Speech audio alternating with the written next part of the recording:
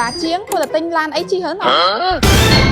បងដែលមានលុយត្រឹមតែ$10,000ជាងក៏អាចជ្រើសរើសឡានទំនើបលំដាប់ SUV បានដែរដូចជាជម្រើសទី1 Land Rover Defender ស៊េរីឆ្នាំ2022តម្លៃ$11,000ជាងការប្រើប្រាស់ប្រេង 10.5 លីត្រក្នុង100គីឡូម៉ែត្រទំហំសាំងប្រហែល90លីត្រស្ថានភាពអស់រ៉ូតខ្លាំងរចនាបែបរឹងមាំសម្រាប់អ្នកដែលចូលចិត្ត Adventure និងការធ្វើដំណើរជម្រើសទី2 Range Rover Autobiography ស៊េរីឆ្នាំ2020 Luxury Interiorតម្លៃត្រឹមតែ$11,000ជាងការប្រើប្រាស់ប្រេង 12.8 លីត្រក្នុង100គីឡូម៉ែត្រសម្រាប់ទំហំសាំងប្រហែល90លីត្របច្ចេកវិទ្យាទំនើ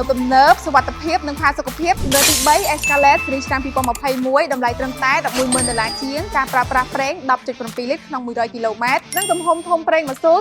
90.7 លីត្រកម្លាំងអូសទាញខ្លាំង Perfect សម្រាប់គ្រួសារដែលមានសមាជិកច្រើនជម្រើសចុងក្រោយ Toyota Land Cruiser ស៊េរីឆ្នាំ2022តម្លៃ$14,000ជាងការប្រើប្រាស់ប្រេង 9.7 លីត្រក្នុង100គីឡូម៉ែត្រសម្រាប់ក្នុងក្រុង 7.4 លីត្រសម្រាប់ផ្លូវលឿនលឿនសម្រាប់ទំហំសាំង110លីត្រសមត្ថភាពអស់រ៉ូតខ្លាំងដូចជាបងចាប់អារម្មណ៍ឲ្យមកទស្សនាផ្ទាល់នៅក្នុង showroom ដែលមានទីតាំងនៅលើផ្លូវសហព័ន្ធរុស្ស៊ីជាប់ពោលស្ពានអាកាស7 មករានិង scan QR ខាងក្រោមដើម្បីទទួលបានព័ត៌មានថ្មីៗអំពីឡានទាំងអស់គ្នា